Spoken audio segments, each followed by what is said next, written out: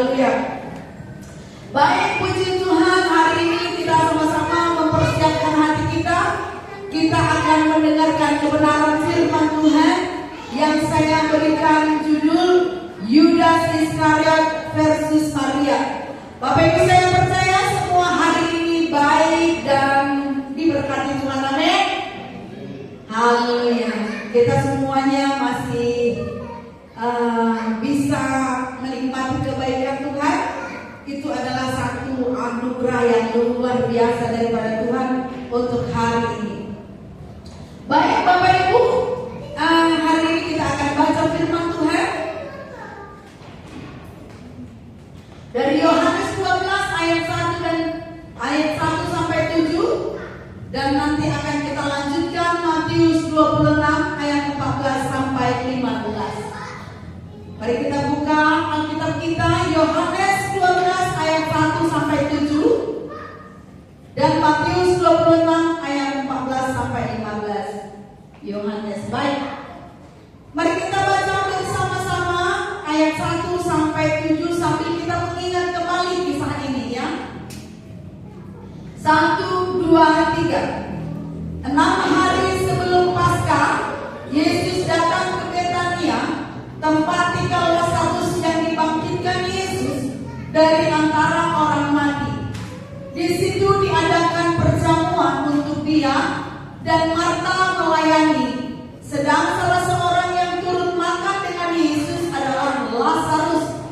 Maka Maria mengambil setengah kati minyak narwastu murni yang mahal harganya, lalu meminyaki kaki Yesus dan menyekanya dengan rambutnya, dan bau minyak semerbak di seluruh rumah itu.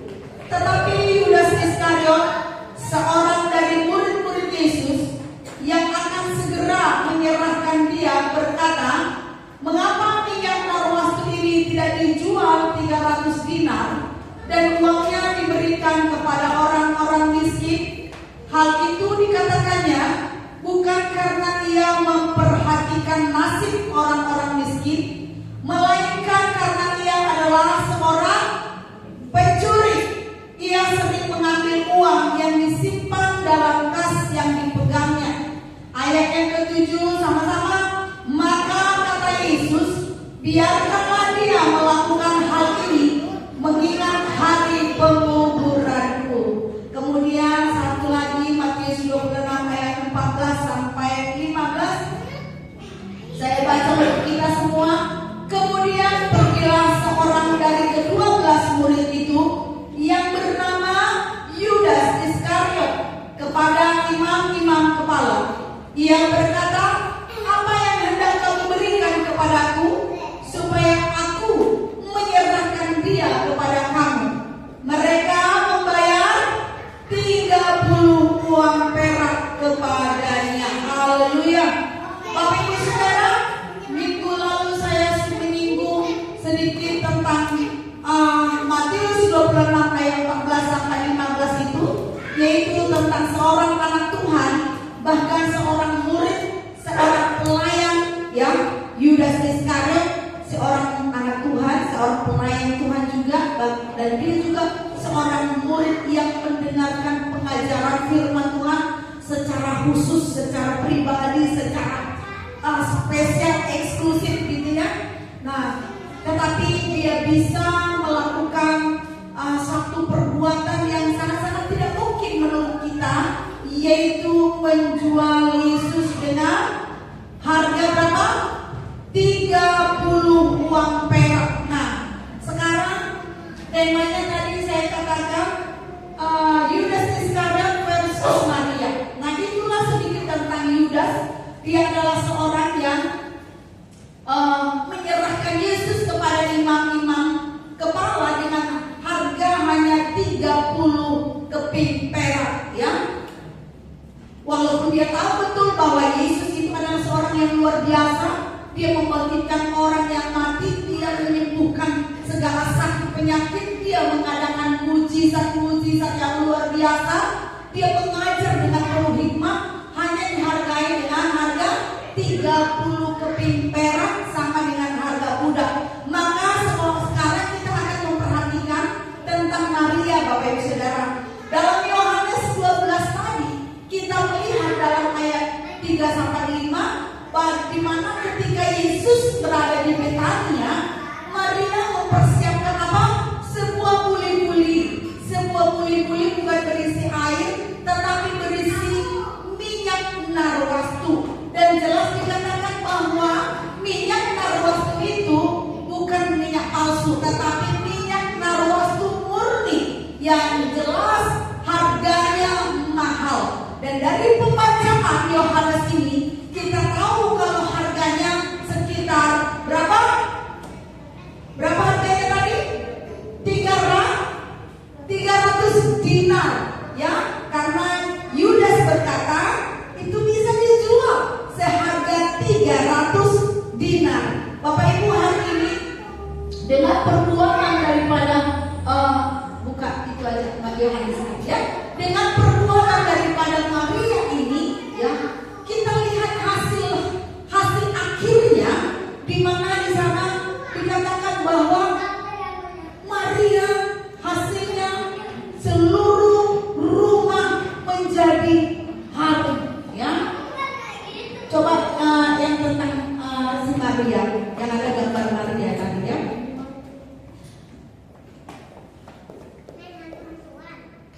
Ya, apa yang dilakukan oleh Maria di dalam Yohanes ini, ya?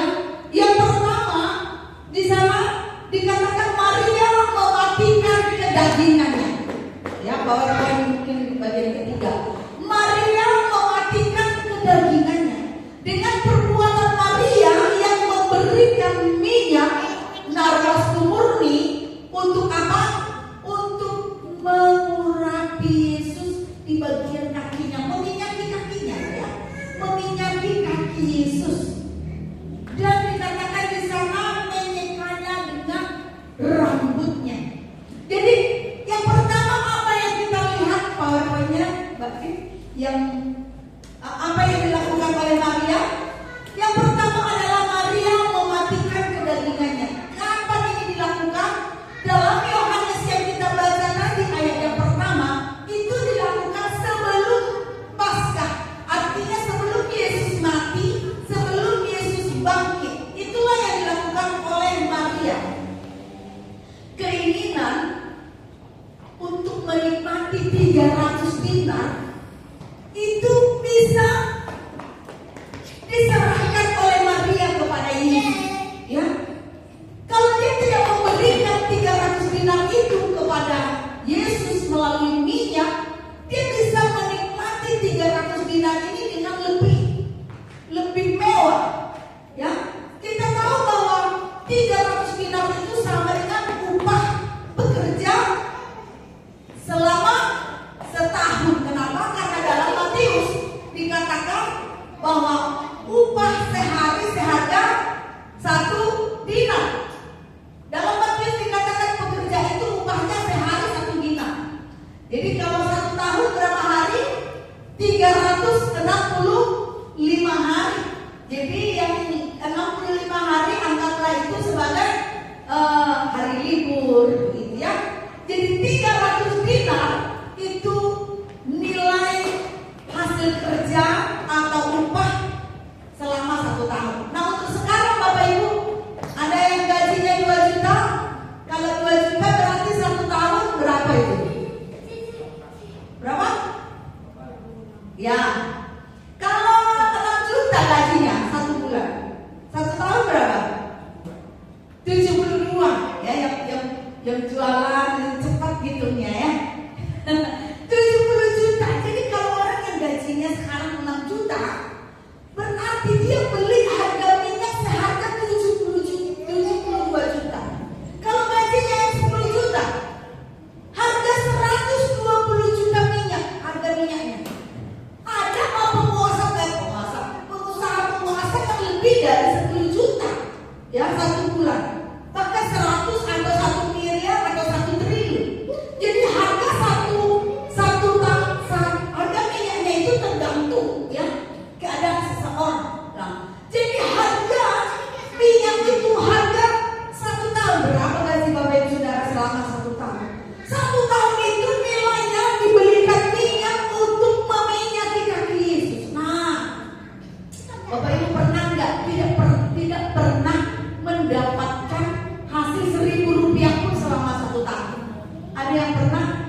tidak ada hasil usaha, tidak ada hasil gaji, pokoknya tidak dapat uang 1.000 pun selama 1 tahun. Ada yang pernah tidak ada orang yang kasih memberkati, ada atau banyak dapatnya selama 1 tahun, tetapi semuanya diserahkan kepada Tuhan. Ada di sini yang pernah mempersembahkan kepada Tuhan, hasilnya selama 1 tahun tidak diambil 1.000 rupiah pun. Saya pernah, ya, waktu saya dulu dalam ibadah raya, tiba-tiba hati saya tergerak untuk mempersembahkan semua yang saya terima selama 1 tahun. Jadi saat mendengarkan khotbah, bukan saya yang khotbah, saya sebagai pendengar, saya tergerak untuk mempersembahkan berapapun yang saya terima selama 1 tahun itu, walaupun itu berkat bulanan atau berkat hasil pelayanan, atau ada jemaat yang memberkati saya, mau 1 juta, mau 50.000, mau 5.000, berapapun itu yang saya terima, yang pokoknya semuanya saya serahkan ke peti persembahan. Ya, dulu saya juga diundang khotbah di Bandara Soekarno-Hatta untuk karyawan-karyawan itu, dan juga ada di kantor pemerintahan. Waktu kemarin saya di Jakarta, ada seorang anak muda yang pernah ngantar saya ke situ. Dia ketawa lihat saya, karena apa? Dia ingat ketika dia ngantar saya ke kantor pemerintahan itu, karena mejanya besar sekali, kursinya besar sekali. Saya duduk, saya nggak tahu seperti itu modelnya. Duduk saya nggak kelihatan, terlalu besar-besar kursinya. Jadi dia ketawa-ketawa, makanya saya jadi ingat. Saya udah lupa gitu ya. Jadi selama 1 tahun saya persembahkan. Suatu ketika, lalu saya hidupnya bagaimana? Ya puji Tuhan, saya masih anak gadis, belum punya anak yang harus ditanggung, ya kan? Saya masih anak gadis dan saya makan di pastori. Nah, lalu bagaimana dengan keperluan sabu-sabu apa segala macam? Seiring mungkin apa yang masih ada. Bayangin aja pakai sabun dikit saya pakai. Jadi makanya saya sedikit memahami, kalau sampai itu diserahkan, harusnya bisa menikmati, beli baju, beli sepatu, bisa ke sana kemari, gitu ya. Tapi karena harus dipersembahkan kepada Tuhan, rasanya itu ya penuh pengorbanan. Ya, kalau saat itu saya bilang kondisi saya kos-kosan, gitu ya. Karena 1.000 pun saya tidak ambil, saya serahkan semuanya. Nah, sekarang di sini yang dilakukan oleh Maria ini, dia mengorbankan keinginannya untuk menikmati, untuk dia bisa memberikan sesuatu yang terbaik untuk Tuhan. Makanya poin pertama saya katakan tadi, coba yang 3 poin itu coba. Kadang saya panggil Mbak Vin, kadang saya panggil Cevin, yang mana lah ya, bebas.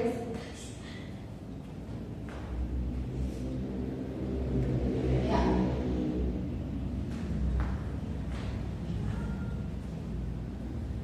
Nggak ada.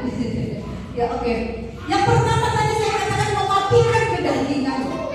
Itulah yang dilakukan oleh Maria. Kemudian yang kedua, apa yang dilakukan oleh Maria? Pelayanan yang dilakukan dengan sikap hormat. Bapak Ibu, Maria terbiasa melakukan pelayanannya dengan sikap hormat, tidak dengan asal-asalan dan tidak dengan sembarangan. Dia terbiasa melakukan pelayanannya kepada Tuhan dengan sikap yang terhormat. Hari ini kita melihat bahwa yang diminyaki oleh Yesus adalah kakinya. Nah, kalau kaki yang diminyaki, maka sikapnya dia nggak mungkin berdiri tegak, tetapi dia harus bersujud, dia harus bersyukur, Bapak Ibu Saudara. Ya, itu adalah sikap menghormati. Minyak yang mahal udah dia persiapkan begitu rupa, dia persiapkan dengan luar biasa, dan dia serahkan kepada Tuhan.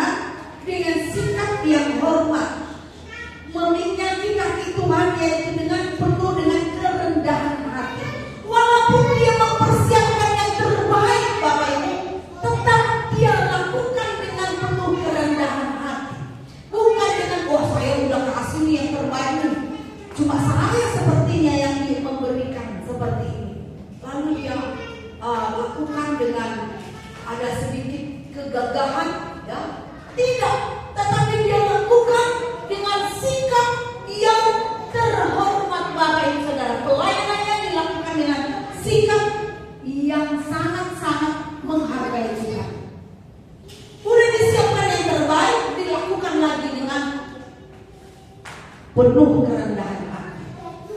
Kemudian yang ketiga, apa yang dilakukan oleh Maria? Maria memahami hal-hal rohani. Bapak Ibu, ketika Maria meminyaki kaki Yesus, ya, dengan minyak narwastu murni dan mahal. Jadi ada kata narwastu, minyak narwastu aja udah mahal, dijelaskan lagi murni, ya, dijelaskan lagi mahal, dan ini udah nilai plus, ya. Dan menyekanya dengan rambutnya. Apa makna? Kenapa Maria bisa melakukan ini? Rambut itu kan mahkota wanita. Artinya apa? Kebanggaannya, ya. Kebanggaannya dipersembahkan kepada Tuhan. Dia tidak mempertahankan kehormatannya di hadapan Tuhan. Dia serahkan keegoisannya, kesombongannya, apa yang mau dia banggakan, dia serahkan semuanya kepada Tuhan. Nah, sekarang saya katakan Maria memahami hal-hal rohani. Kenapa? Karena Maria melakukan ini bukan tanpa suatu makna. Wah, pokoknya kayaknya penting, perlu deh untuk meminyaki kaki Yesus. Atau tiba-tiba dia lihat Yesus langsung dia lakukan. Bukan. Tetapi dia mempersiapkannya dengan begitu luar biasa. Kenapa? Karena ada makna yang dia pahami, ya. Dalam ayat yang ke-7 itu dikatakan, yang sudah kita baca dalam Yohanes, dikatakan di sana, maka kata Yesus, biarkanlah dia melakukan hal ini mengingat hari penguburanku. Ini makna yang dilakukan oleh Maria. Jadi Maria melakukan itu untuk apa? Untuk mempersiapkan. Karena sebentar lagi Yesus akan menghadapi salib. Yesus akan mati sebentar lagi. Dan Maria paham akan hal itu. Dia mengerti akan hal itu. Kalau murid-muridnya didengar, tapi mereka tidak terlalu memberikan perhatian khusus. Maka ketika Yesus membicarakan tentang kalau dia akan mati, ya, tidak ada yang langsung gimana gitu, ya. Bahkan malah ada yang bertanya, nanti siapa Tuhan yang terbesar? Siapa yang di sebelah kananmu? Siapa yang sebelah kiri? Ya. Murid-murid tidak bisa memahami tentang apa yang telah Tuhan sampaikan, bahwa Yesus akan mati dan bangkit. Murid-muridnya gagal untuk memahami. Tetapi Maria, dia bisa menangkap isi hati Tuhan. Nah, sekarang pertanyaannya, bagaimana bisa Maria bisa memahami sementara murid-murid yang lain tidak memahami?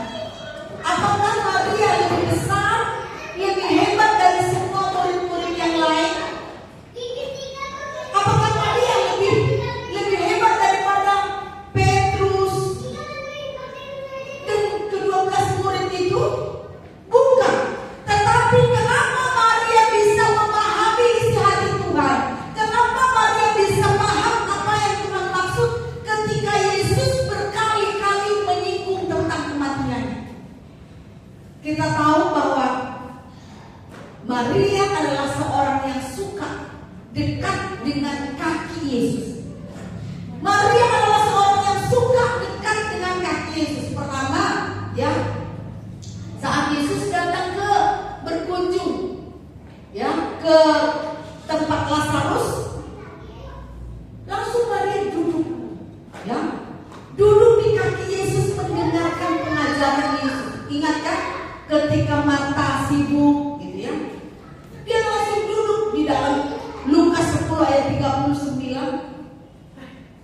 Ketika Yesus datang, dia langsung mengambil posisi duduk di dekat kaki Yesus. Untuk apa?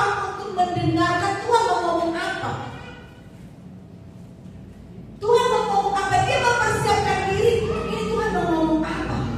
Dia atur kondisi demikian rupa supaya dia bisa mendengarkan suara Tuhan. Beda dengan saudaranya Marta. Dia begitu sibuk mengurus hal-hal penting lainnya. Kemudian ketika Lazarus meninggal, Yesus datang. Apa yang dilakukan oleh Maria? Ia menjumpai Yesus, lalu ia tersungkur di mana? Dalam Yohanes 11 dikatakan dia tersungkur di kaki Yesus. Jadi Maria ini adalah seorang yang suka dekat dengan Tuhan dan di posisi kaki, ya. Artinya dengan penuh kerendahan hati dan dengan penuh sujud di hadapan Tuhan.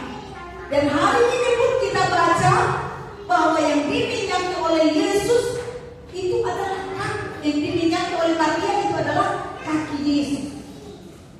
Jadi posisi yang dia pilih itu adalah selalu posisi tersungkur, Bapak Ibu.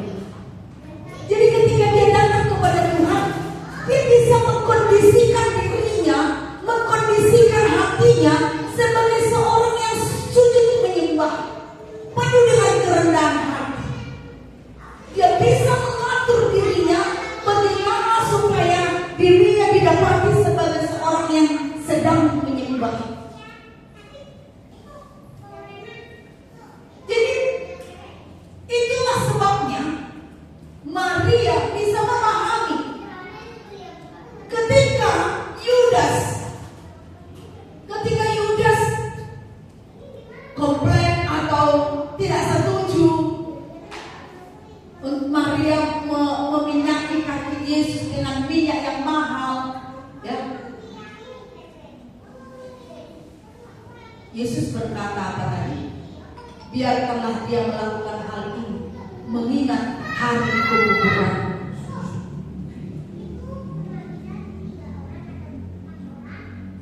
Memberkati fakir miskin, janda-janda dan lainnya itu adalah firman Tuhan, ya. Tetapi pelayanan terbaik apapun yang kita lakukan, yang dibutuhkan Tuhan saat itu, Maria tahu, Tuhan tahu, Maria paham, ya, yaitu meminyaki kaki Yesus.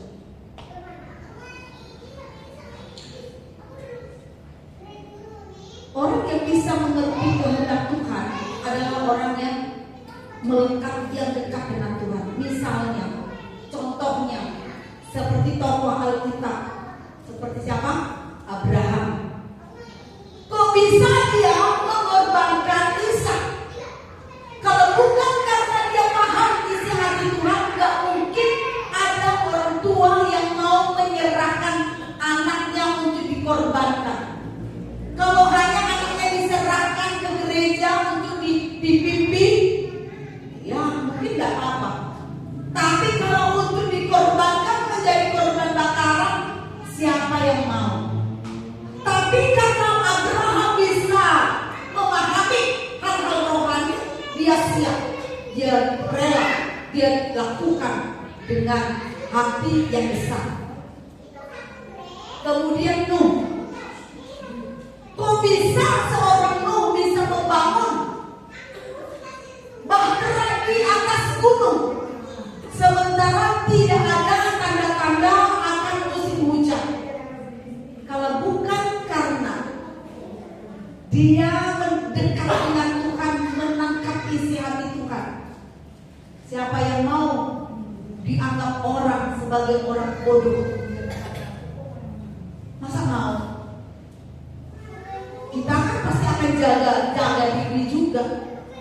Ya nanti apa kata orang kalau saya bikin begini? Iya kan? Tapi ketika dia memahami makna atau isi hati Tuhan, ada hal rohani yang dia tangkap, dia mau berjaga. Begitu juga dengan Ishak, Bapak Ibu Saudara.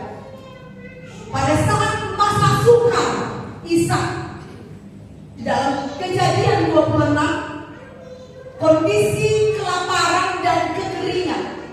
Sudah kelaparan, kekeringan lagi.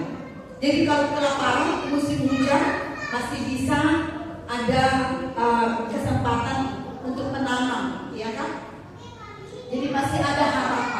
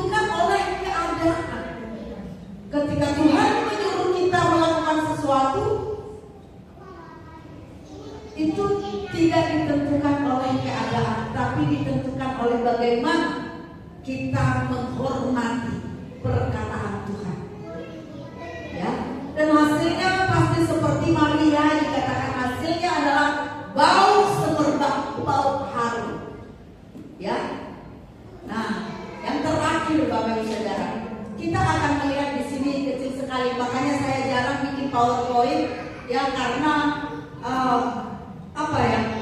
tidak terlalu jelas mungkin karena mata saya. Bapak Ibu mungkin bisa melihat ya.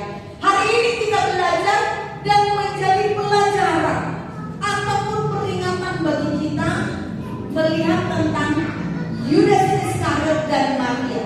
Kita akan bandingkan setelah kita belajar tentang Yudas dan Maria, ya, kita akan belajar mana yang menjadi pelajaran bagi kita, mana yang menjadi peringatan bagi kita, mana yang harus kita lakukan, mana yang harus kita tanggalkan. Atau di posisi mana kita sekarang? Apakah saya mirip dengan Yudas Iskariot atau mirip dengan Maria? Yang pertama, Yudas, di sana saya baca aja ya. Yudas menjual Yesus 30 keping perak. Yudas menjual Yesus 30 keping perak. Dan Maria di sebelah kirinya menyembah dan mempersembahkan 300 dinar. Menjual dengan mempersembahkan, beda ya. Menjual dengan harga murah, mempersembahkan dengan harga mahal. Itu bedanya Yudas dengan Maria. Kemudian yang kedua, Yesus nilainya bagi Yudas sangat murah, seharga kuda, ya, sangat murah. Kalau murah saya percaya, kalau barang murah hilang tuh nggak masalah ya, hilang kan nggak terlalu dicari. Tapi kalau barang mahal, wah, jangan sampai barang itu sesuatu yang bernilai buat kita, jangan sampai. Saya jadi ingat saat saya menikah di Jakarta, saya nggak tahu di mana kalung saya, ya. Padahal itu baru selesai menikah, baru selesai, masih dandan-dandanan di situ. Jadi tidak konsentrasi lagi karena hal kalung itu sesuatu yang bernilai buat saya, bukan karena harganya, tapi pemberian seseorang. Gitu. Jadi saya kepikiran kemana tadi. Akhirnya hari itu kurang penuh sukacita. Tapi kalau barang murah, contohnya seperti ini Bapak Ibu, ini tak perlu dikasih tahu harganya ya, receh, mungkin lebih mahal bakso, ya. Kalau hilang atau putus, tak perlu dipermasalahkan. Udah putus, ya kan? Bagi Yudas kayak gitu, mau ketemu Yesus, tidak ketemu Yesus, nggak apa-apa lah, lain kali bisa. Nah, nggak perlu dipermasalahkan. Tapi kalau Maria, dia menghargai Yesus dengan sangat tinggi, hanya untuk meminyaki kaki, saja dia berikan yang terbaik. Dia lakukan dengan sikap penuh dengan hormat. Kalau untuk sekarang kan kita gitu kan, kalau untuk mengurapi kepala mungkin bisa lah cari minyak yang agak harum-harum gitu ya, enak gitu. Nah, tapi kalau untuk kaki kan ya udah baby oil juga bisa, sama-sama minyak urapan. Sama-sama minyak. Yang penting didoakan, ya kan gitu. Tapi di sini kita bisa melihat kalau Maria ini sungguh-sungguh mempersiapkan yang terbaik, sangat mahal. Untuk meminyaki aja sangat mahal. Kalau untuk membangun gereja, kita mau nyumbang 10 juta, 100 juta, mungkin wajar-wajar aja. Kenapa? Karena bangun gereja itu mahal. Tapi kalau hanya untuk meminyaki baby oil aja bisa. Tapi kalau untuk Tuhan, Maria lakukan sebegitu baiknya. Ini menggambarkan pelayanan yang penuh dengan kerendahan hati, ketulusan dan penghormatan. Kemudian yang ketiga di sana, Yudas mengambil keuntungan.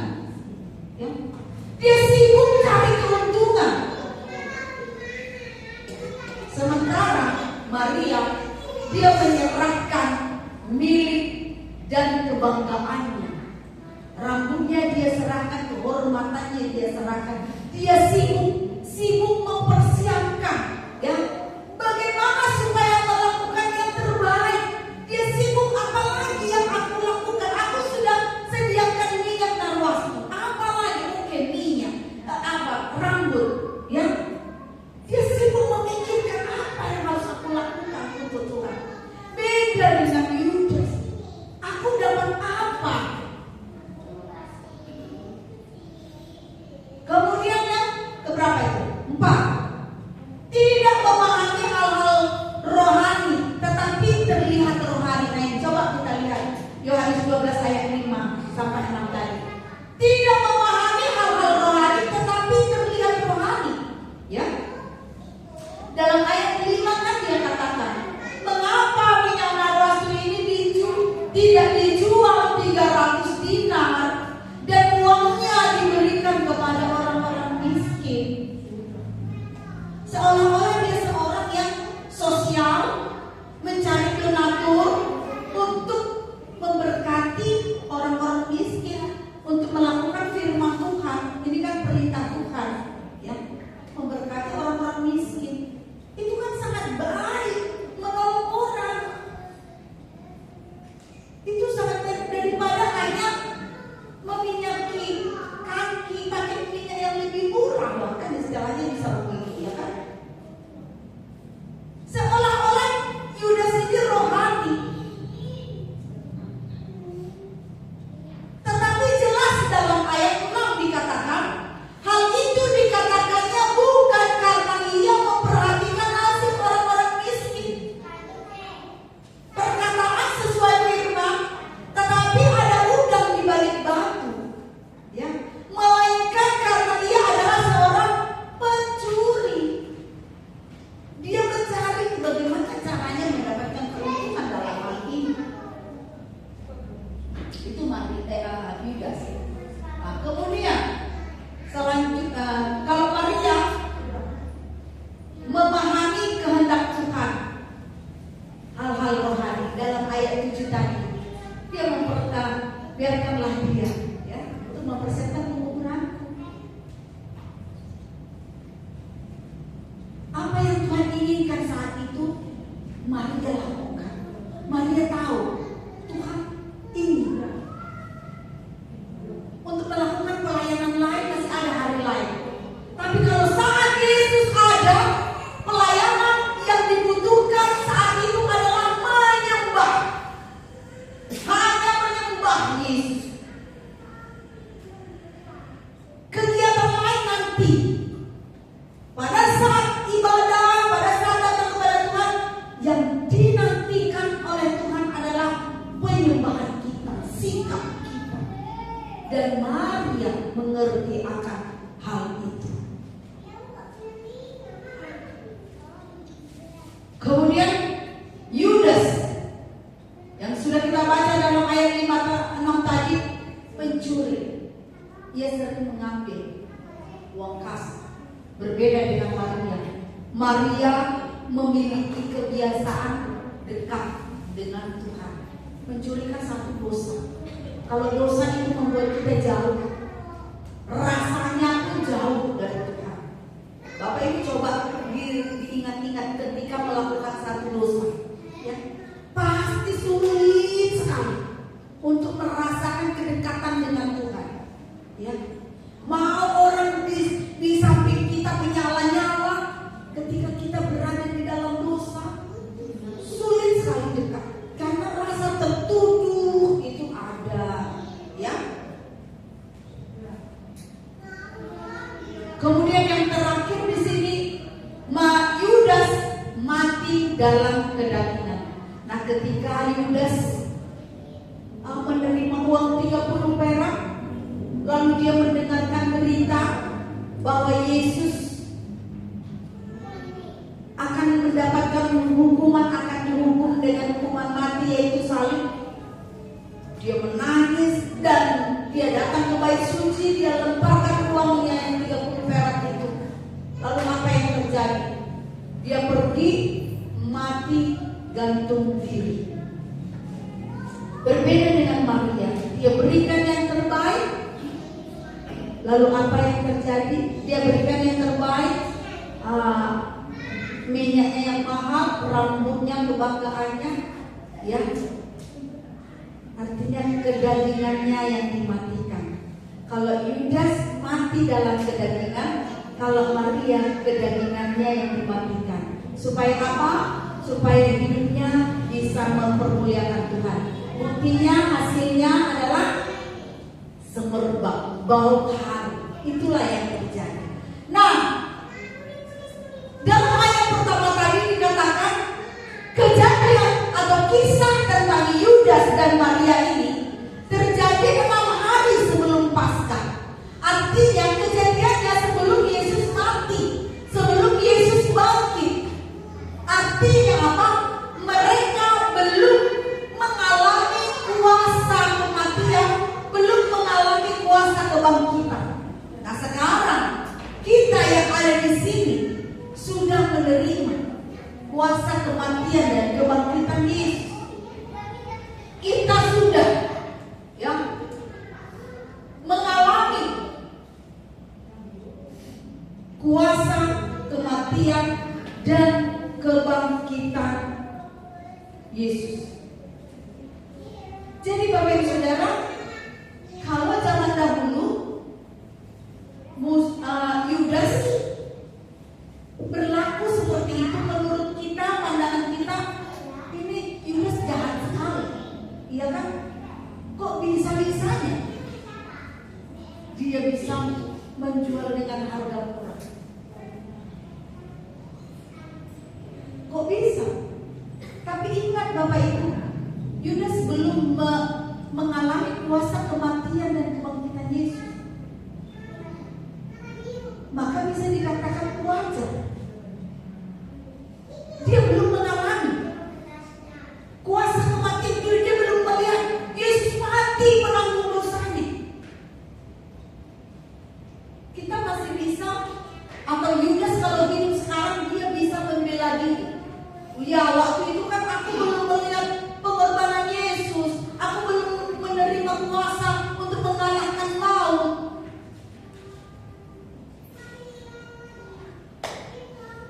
Nah sekarang kita, Yesus mati kalahkan maut, ya. Sekarang untuk orang-orang sekarang yang sudah menerima kuasa kematian dan kebangkitan Yesus, menerima kuasa yang memampukan kita untuk mengalahkan dosa. Jadi ketika Yesus mati di kayu salib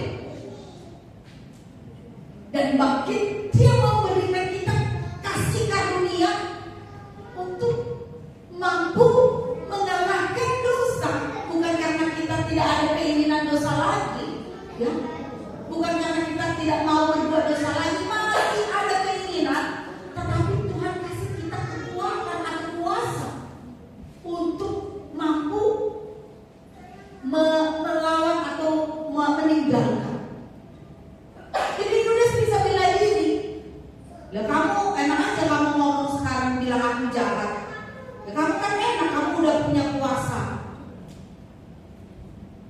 sudah mendapat kuasa kemenangan. Aku kan belum. Jadi kalau kita masih sama seperti Yudas, itu sudah berbeda konteks. Dia masih bisa dibilang, dia bisa bela diri, wajar. Jadi manusia bisa bilang wajar. Tapi kalau untuk kita, kalau kita masih seperti Yudas, itu namanya apa? Orang udah dikasih kuasa kok. Jadi kan sering hidup kita menjalani hari-hari kita dengan tidak sewajarnya. Kemudian Maria, kok dulu dia kan belum mengalami kuasa kebangkitan, belum melihat Yesus mati yang penuh cinta.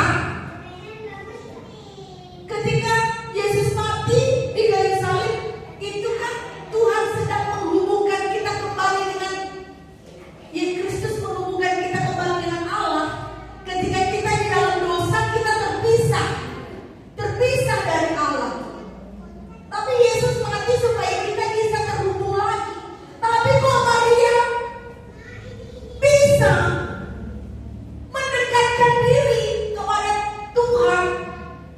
Kok ada hati yang begitu melekat kepada Tuhan?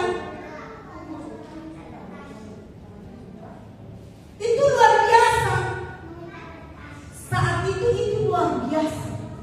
Tapi untuk sekarang itu sebelum Paskah. Ini sudah Paskah. Kita sudah dihubungkan kembali dengan Allah. Tidak ada lagi pemisah. Tetapi kenapa masih banyak yang tidak bisa merasakan kehadiran Tuhan? Jadi kalau kita tidak bisa dekat kepada Tuhan, berarti apa? Kalau dulu dikatakan Maria luar biasa. Kalau kita apa dikatakan? Orang udah didekati, udah tidak ada jarak lagi loh. Tapi kalau kita bisa tidak merasa dekat, namanya apa?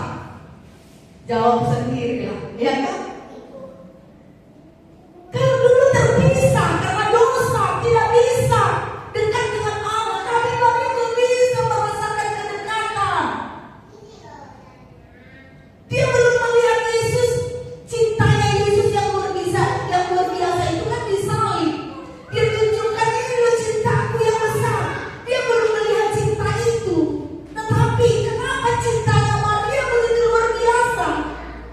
Sementara sekarang kita sudah melihat cinta Tuhan itu, bukan hanya melihat, dan sudah memahami dan mengerti. Dia sediakan kehidupan untuk selama-lamanya. Tapi kenapa hati kita belum bisa melekat seperti yang dilakukan oleh Maria? Itu namanya apa, Bapak Ibu? Maka saat ini kita semua yang ada di tempat ini, ya, ini menjadi pelajaran bagi kita. Ternyata jika kita pun bisa seperti Maria, itu tidak bisa dikatakan luar biasa. Kalau kita kasih yang terbaik atau menghormati Tuhan, itu bukan sesuatu yang luar biasa. Itu hal biasa. Kenapa? Karena cinta yang Tuhan sudah tunjukkan itu tidak ternilai. Balasan yang kita berikan itu tidak bisa, tidak seberapa. Betul apa betul? Ya. Jadi oleh karena itu Bapak Ibu Saudara, mari dalam hari-hari yang semakin sulit ini, mari kita belajar lebih lagi bagaimana kita mendekat kepada Tuhan. Maria menjadi teladan bagi kita untuk kita belajar. Amin. Tuhan Yesus memberkati. Yudas Iskariot versus Maria. Mari kita belajar dari Maria dan Yudas menjadi peringatan bagi kita supaya kita jangan sampai seperti itu untuk sekarang ini. Mari kita berdoa. Saya undang pemuji maju ke depan.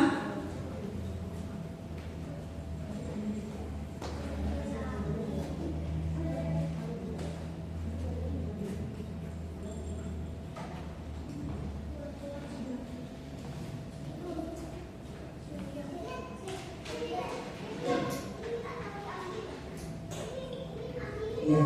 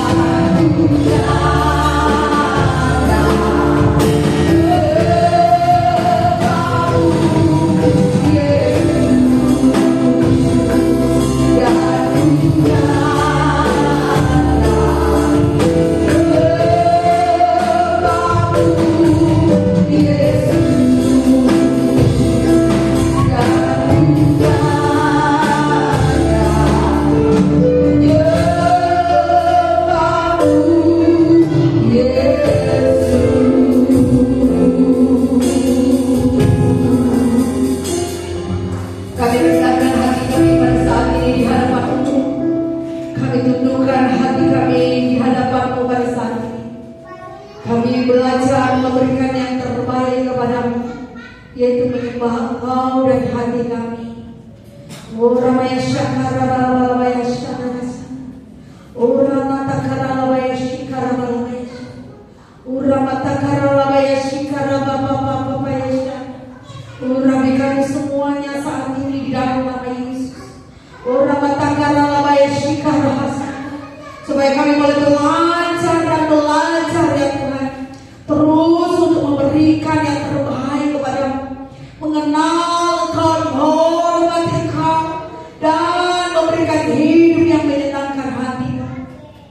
Di dalam nama Tuhan Yesus Kristus, terima kasih. Semua kami yang menundukkan hati kami di hadapan pada saat ini, menerima jamaatmu, menerima urapanmu di dalam nama Yesus Kristus. Terima kasih, haleluya, haleluya, haleluya.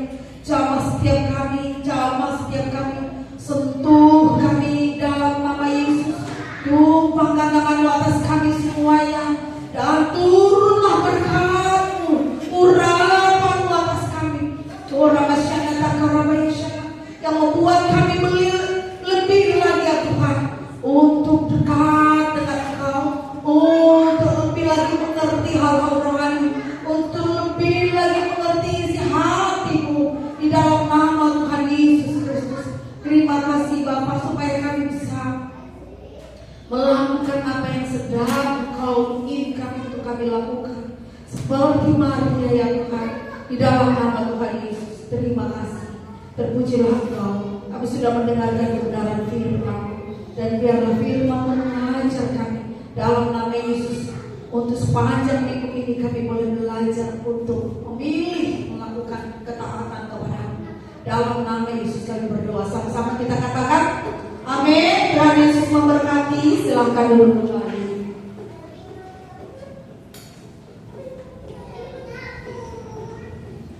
Terima kasih kepada Ibu Gembala yang dengan Tuhan, Tuhan memberkati Ibu dan pelayan. Ibadahnya kita akan memberikan persembahan. Mari kita siapkan kita memberikan persembahan bagi Tuhan. Terima kasih ya Tuhan Yesus, untuk segala kebaikan-Mu, untuk segala penyertaan-Mu selama seminggu ini ya Bapak. Bapak yang menyertai kami, Bapak yang menyertai kami. Semoga Tuhan akan memberikan persembahan. Kiranya kami memberikan persembahan ini dengan hati yang baik, sukacita yang benar. Terima kasih ya Tuhan, di dalam nama Yesus persembahan ini dikuduskan. Haleluya. Amin.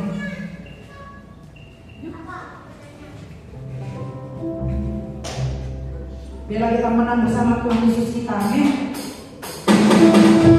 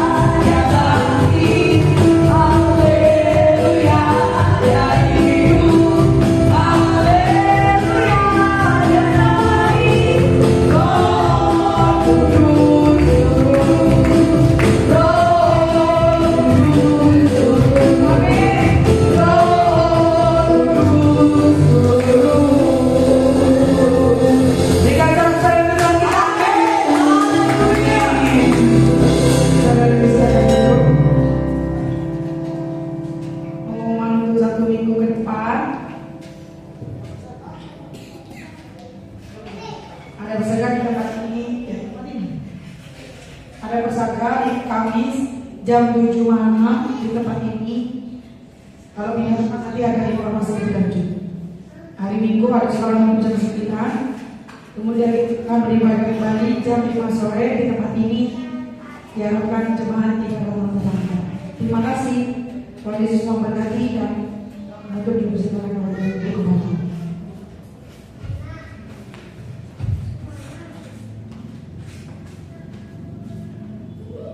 Baik, puji Tuhan, mari kita bangkit berdiri, kita akhiri ibadah kita di dalam doa.